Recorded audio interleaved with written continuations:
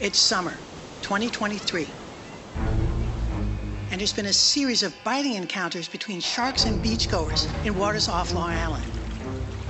Now, officials, lifeguards, and marine scientists are ramping up efforts to minimize those contacts.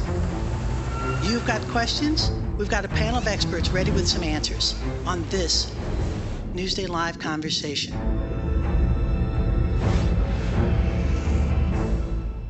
Welcome to our Newsday Live webinar, Shark Smarts, What You Need to Know. And welcome to our guests, Don Clavin, the supervisor of the nation's largest town by population, Hempstead.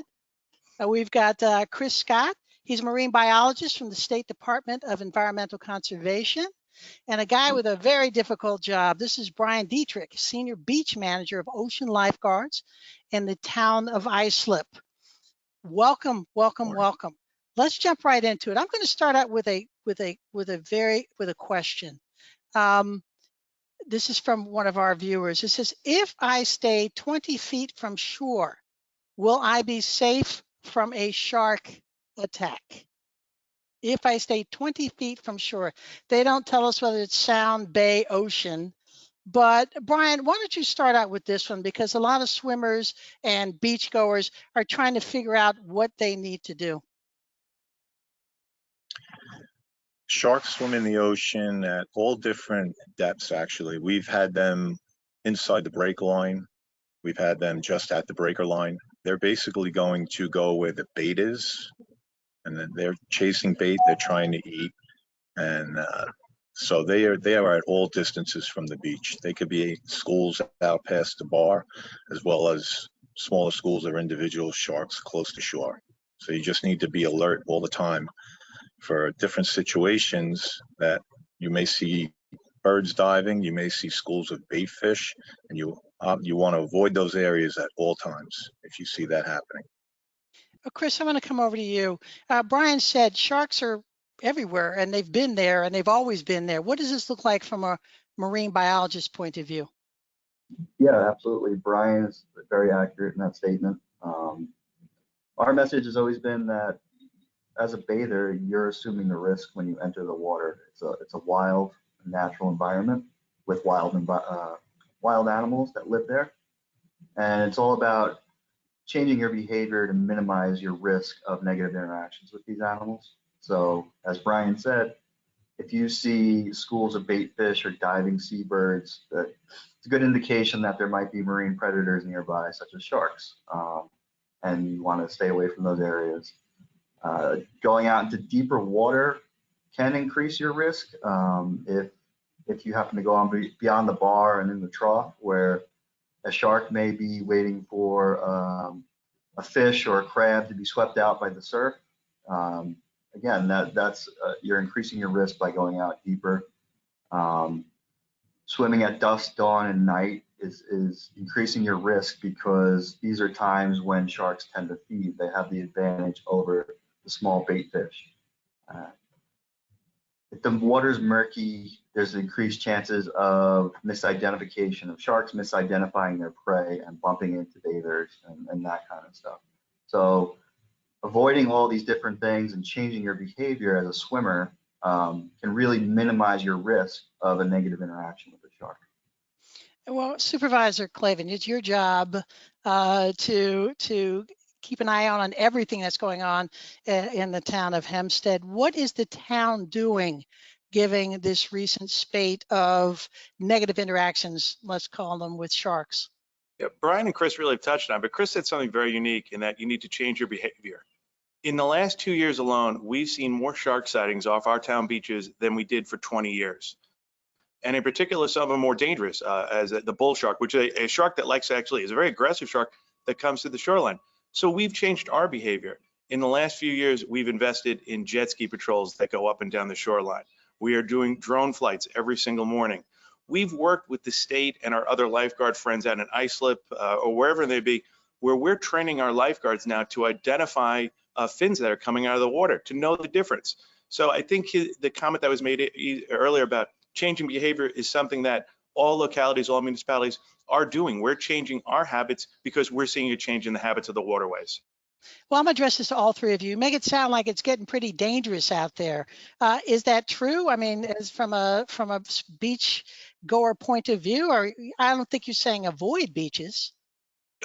Listen, my motto is let us worry about you. You know, you worry about your sunburn, but we need to be realistic. You know, Chris touched on something very, very important.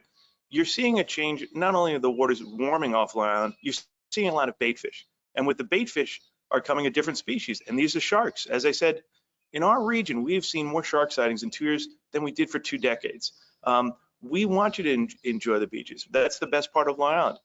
But we're taking steps throughout our region to secure your safety in the training and the investment of equipment. And the most important thing that I think people need to know is the municipalities talk to one another. You know, we have 3.5 miles of beach. We talk to our friends at the state. We talk to our friends in Island Park and Long Beach, because as I like to say, sharks just don't beam in. You know, they come to an area and they migrate up or down the shoreline.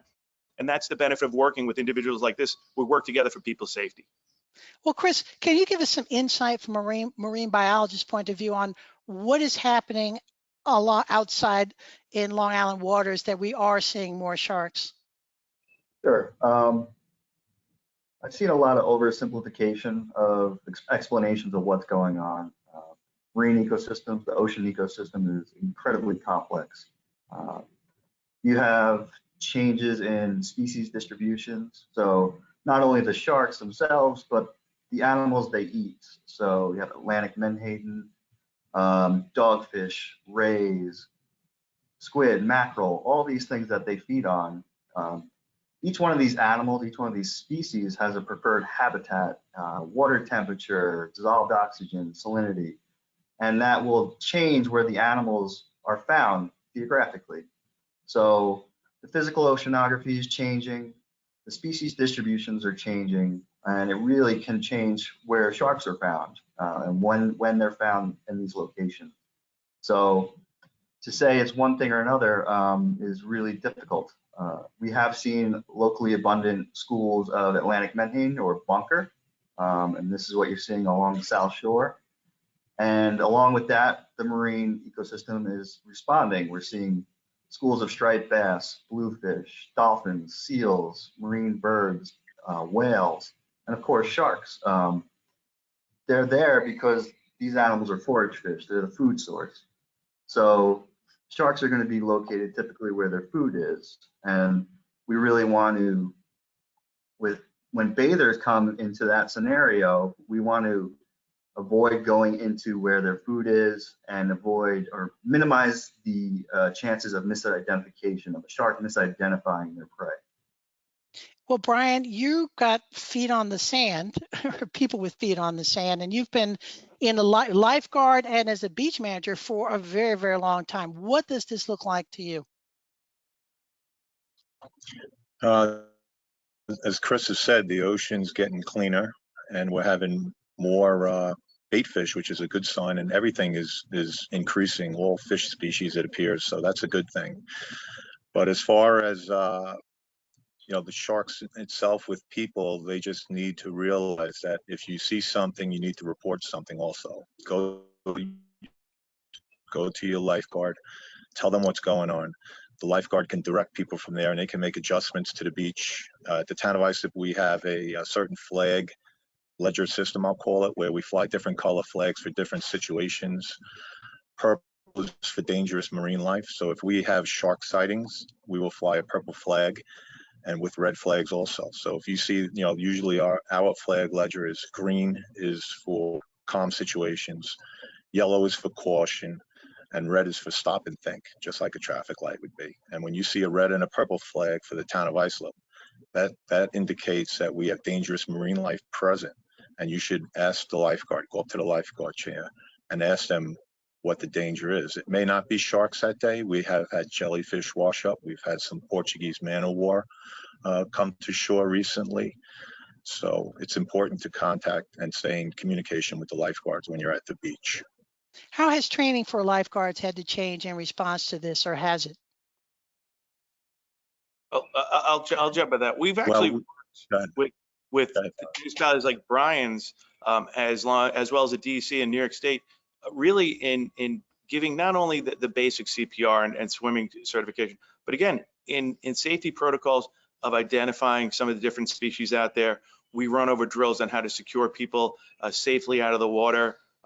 We're making the investment, and the nice thing is everyone's making the investment, I think, together, so we're all on the same page. You know, everybody has a part in this. Like I said, the DEC has been a great partner in this, but all the municipalities, I know that I've had my friends in Islip there, as well as Oyster Bay and Long Beach, are all trying to stay on the same page on educating these fine young men and women who are working our beaches, not only make sure that they're not drowning, but to make sure that they know how to remove people from the water safely in a calm manner, how to secure those waterways. So it's been great working with everybody together. And Brian, I know you wanted to add something to that. Well, the communications is important also, and we do, contact all the other beaches via radio. We contact joining jurisdictions. We have Village of Salt Air and Ocean Beach. We're on radio contact with them also. So when someone sees something, everybody knows about it, and we can take appropriate actions to alert the public, so keep them as safe as possible. Chris, the governor, was here recently. She's talked about increasing funding to help municipalities deal with sharks, and also with giving out equipment to deal with sharks. Can you talk a little bit about where the state is on this? I can speak for DEC. I can't speak for the entire state. So she is distributing hardware, drone hardware, and she's also distributing funding for drone training for these municipalities that don't currently have these resources. Drones are great for monitoring surface shark activity, and that gives lifeguards and beach managers real-time intelligence, which they can react to if they see perhaps sharks pushing a school of bait fish into the surf. They can react to that and remove bathers from the water and keep them safe. That's the intent of what she's doing there. And let's talk a bit about, we've got beaches on the Sound, we've got beaches on the Bay, we've got beaches on the ocean. Brian, is there a difference to how you guard in those different kinds of beach turf? Well, each lifeguard goes through a different type of training for the facility that they work out. Stillwater guards do stillwater training, ocean lifeguards do ocean training. And actually yesterday we just had an ocean test, and it was nice to see all the municipalities working together. We had jet skis coming down from Salt Air and from Ocean Beach to assist with safety. We had our guards out there on kayaks and surfboards to make sure it's safe. The Suffolk County Police Marine Bureau came down with their drone team, and they had their drone continuously flying to make sure that we didn't have any large schools of bait fish moving around or any sharks around. And if we did have bait fish starting to move into the area where the candidates were taking, the jet skis were there to push them out or break them up. So it always takes a teamwork to get everything safe for everybody. And right now, Suffolk Fire Rescue and Emergency Service is starting a program where they're giving us communication radios where we can talk from Kismet to Smith's Point, and all the Fire Island beaches will be connected with a radio to discuss or advise everyone of any kind of dangerous marine life or situations that they may have going on at their beaches. Now, Don, this cooperation sounds like it's a lot of it. This tech sounds like there's a lot of new tech coming in. This is a good thing, yes? I think it is. You know, in Nassau County, you know, we maintain the beaches about 3.5 miles, but in our zone are the city of Long Beach. They maintain their own beaches. You have 1 or 2 villages that maintain their own. But with all this tech, when we're sharing the data and sharing this information, last year was at a point where I believe that the sharks, a school of them were initially identified in Queens, and then they migrated down the coast. But it was great. We identified, and then we, you know, share the equipment or the information with Long Beach. And as the sharks were moving down and heading out to Suffolk County, we were able to safeguard all those residents down on those South Shore areas. And again, it's that combination of tech and the men and women. I can't stress to you enough the importance. You know, when there are sharks in the water, it's not a scene out of Jaws. You know, it's These men and women are trained to orderly take people out of the water, provide them safely, and not let them back in until it's secure. Well, let's talk a bit about, I got a couple of questions here. What should someone do if they find themselves in close proximity to a shark while in the water? And what actions could potentially provoke an attack? Let's break this down into two. Realistically, Brian, if I'm out in the water swimming, am I going to see a shark, or is it more likely that guards are going to see a shark before I do? You may see a shark, but it depends on the conditions also. Is the water clarity clear? Is it murky and brownish color? The shark will be going off his senses then. Sharks aren't trying to attack humans. I think Chris would agree with that. It's usually always a mistaken bite. If someone does get bit by a shark, it's usually a one bite and a release, and they realize that that's not their prey, and they move on. But if you see a shark and you encounter it, you shouldn't panic. I mean, the lifeguards are always looking for bait fish, and they're always looking for, shark fins, as Don was mentioning, or other situations of diving birds. It's always a warning sign that there's bait fish around. And we'll remove people for any bait fish school that comes by that possibly has predators on it. It may be a school of bluefish and not sharks. Bluefish can bite also. So just as using an abundance of caution, our guards now are trained to, if we see bait fish schools coming through, pull the people out of the water safely, wait till the bait fish school passes on by and it's safe again, and then allow people back into the water. Chris, the second half of that question, what actions could potentially provoke, they say an attack, but what happens out there? If you're out there, is there anything you're doing that provokes an attack, or is it simply that the shark just made a mistake? Yeah, I think Brian said it well. The vast majority of the incidents we've had have been misidentifications, small bites, even nicks. You're being misidentified because you're in the wrong spot in the wrong time. So it's all about minimizing your risk. Don't go where there's bait. Listen to the lifeguards. All the things I said earlier. So again, minimize splashing, don't swim far offshore, those types of things. And if you do see a shark, keep your eye on it and back out of the water calmly and notify the lifeguard. And that's the most appropriate action to take. And Brian, I had another one that says, if I'm bitten by a shark, what should I do? Well, hopefully they're swimming in a life-guarded, protected area. And they could just wave to the lifeguard and signal them if they haven't already saw them, and they will take appropriate action. But basically, if you have a bite, hopefully it's a small bite and not a serious bleed, you can apply pressure to it with any type of item you may have, a shirt, a towel, if you have, and apply pressure to stop the bleeding. You can elevate it. And of course, always have someone call 911 if the lifeguards aren't available to help you if you're not in a protected area. Don, have you all had to add to safety kits because of shark encounters? What is your first aid looking like in Hempstead? You know what? We not only have our lifeguards, we have our own EMT division here, and we've actually now implemented them, having them down at the beach just in case, as Chris or Brian said, that there's an accidental bite with any sort of damage or any sort of break in skin. So our teams are down there now monitoring the beach, driving up to the shoreline as well, just to assist our lifeguards in any sort of rescue operations. Scott, let's go to you for a second. Let's talk about fishing. Now, the state has proposed some new regulations for fishing from shore. Can you talk about that a little bit? Sure. So for many years, recreational shark anglers have legally targeted certain species of sharks that have minimum size and possession limits. More recently, though, within the last 5 to 10 years, we're seeing recreational shore anglers targeting sharks. The issue with this is there's a group of shark species that have vulnerable life histories. They produce few young, they have long gestation periods, and they're just really vulnerable to fishing activities.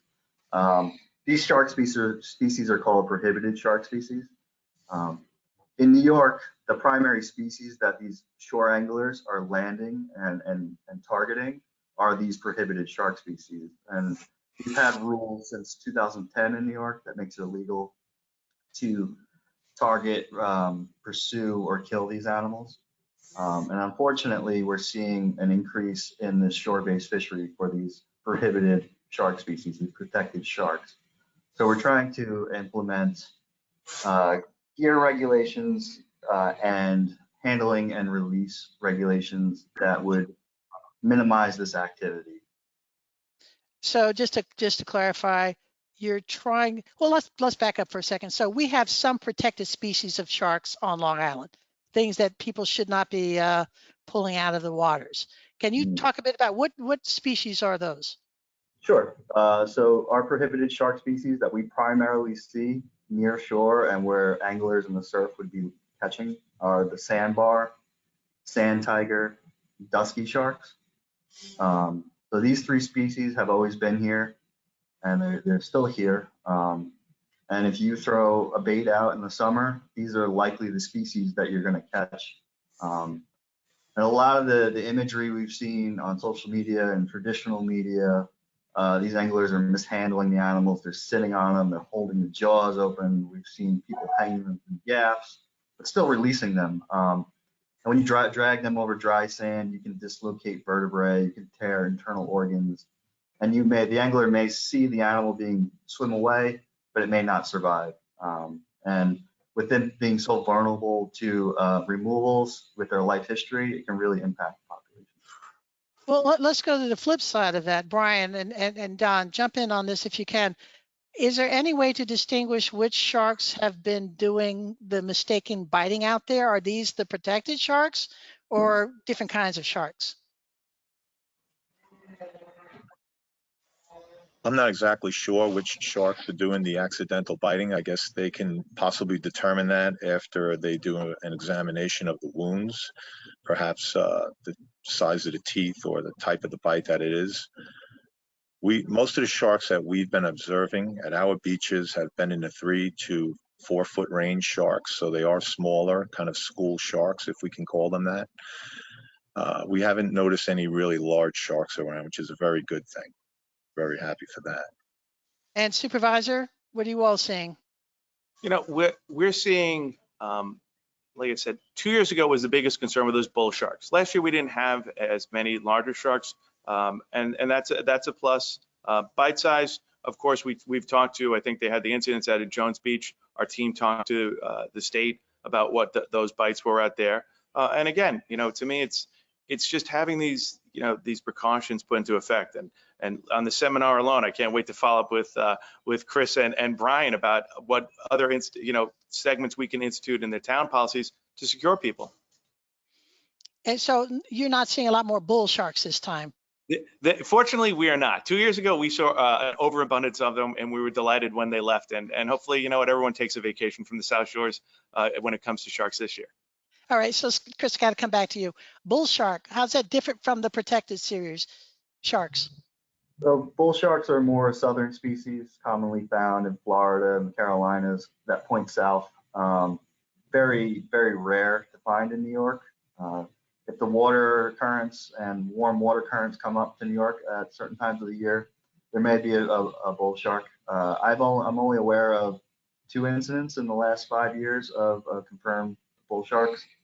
So very rare species for New York. Again, most of our shark species near shore are the sandbar, dusky, and sand tiger sharks. We're starting to see species like spinner sharks and black tip sharks. These are more southern species. They're starting to come up with the warmer water now each year.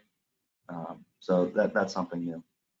So Don, when what does this look like budget wise for you? Are you putting more of your town budget toward this kind of shark prevention?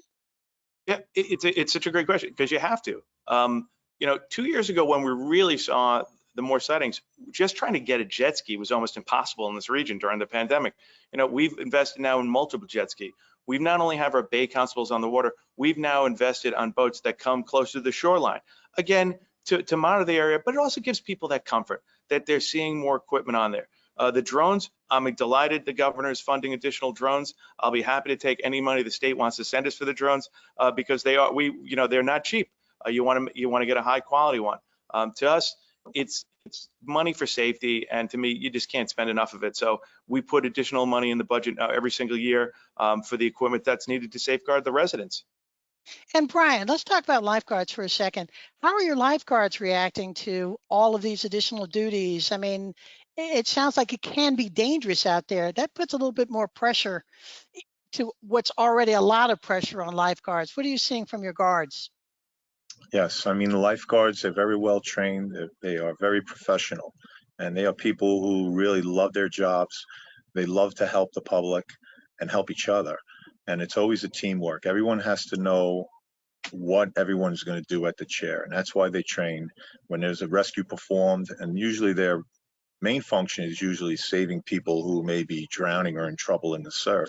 Now they have these additional concerns as far as, you know, shark sightings.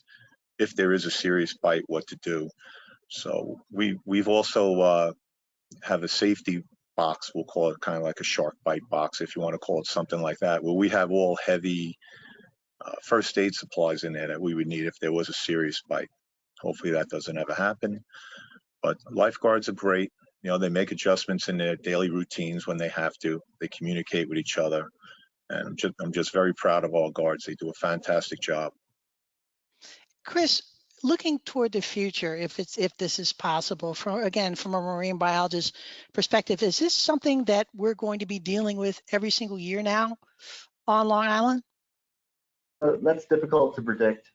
So like I said earlier, the marine ecosystem is incredibly complex. We seem to see a more near-shore presence of these animals. Doesn't mean it could happen every year. It's just what's happening at the moment.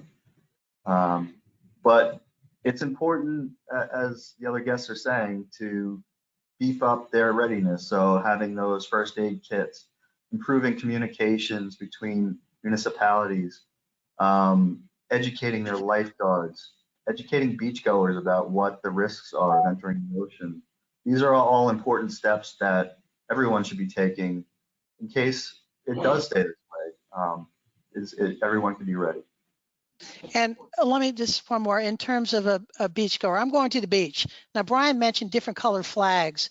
Are your flags the same across municipalities, Don? Yeah, in Nassau County, we coordinate. We don't only monitor the beaches of the town of Hempstead. We actually maintain the beaches for Nassau County.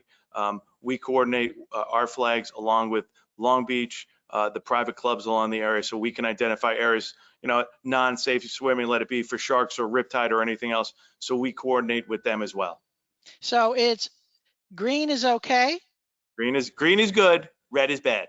Red is bad. Yellow. Do you do the yellow flags? We do yellow flags as well. And to add something that Brian did, one of the I thought was a very good maneuver. And we're not going to take credit for it. One of the other municipalities came up with the idea of putting out the different flags if there's a shark identification, and we invested in that as well. Again, so there's some consistency. That's something that I think beachgoers want to see. Like when they go to the beach, they don't want to be confused. If we all stay consistent, say on message, you know, red bad, green good, shark, riptide, it gives them that comfort level so they can enjoy themselves, because that's what you want people to do. You know, we're all doing our jobs, let it be the DEC or the lifeguards, you know, for their safety. We want people to enjoy themselves. And with that, I want to thank you, Chris. Thank you, Brian. Thank you, Supervisor. And I also want to tell our audience here, you know, it's important that we hear from you in terms of what future programs that we can do down the line. So when you get a chance, give us your suggestions in a survey. Thank you very much for having us. Thanks, and see you next time. All righty. Stay safe.